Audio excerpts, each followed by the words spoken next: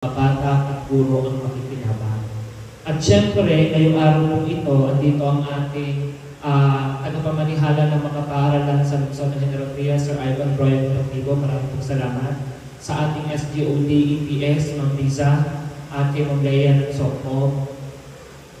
Salamat po sa ating mga kasamahan din na namin po, mga head teachers at mga master teachers. On behalf po ng Tropical Village National High School, ay malugod namin tinatanggap ang pagpapala na binigay ninyo sa renovation ng mga comfort rooms dito sa paaralan, na kasama lang nga po ang aking opisina ng comfort room. Pero bukod po doon, higit sa lahat, yung comfort room po na gagamitin ng ating mga mag-aaral sa likuran po ng stage natin, at yung PWD-CR po natin sa may exit gate.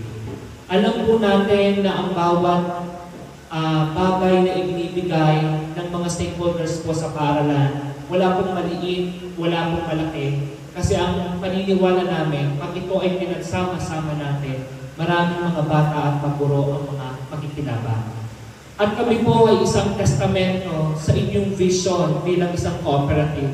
Kasi napatunayan natin na kayo po talaga ang most trusted, most dependable, and dynamic, hindi lamang bilang isang cooperative, kundi isang stakeholder po, hindi lang dito sa Tropical Village National High School, but sa buong SDO General Trias City.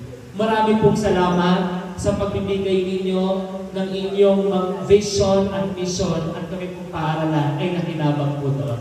Thank you very much on behalf of all the learners, the teachers po ng paaralan. Tulong-tulong po tayo upang ito pong aming paaralan ay patuloy naming sisikaping maging tahanan ng may talino, may tikas at tapang. Hindi po mangyayari yun kung hindi dahil sa tulong ninyo. Kasi yun po yung tatak Tropicalia. Thank you very much.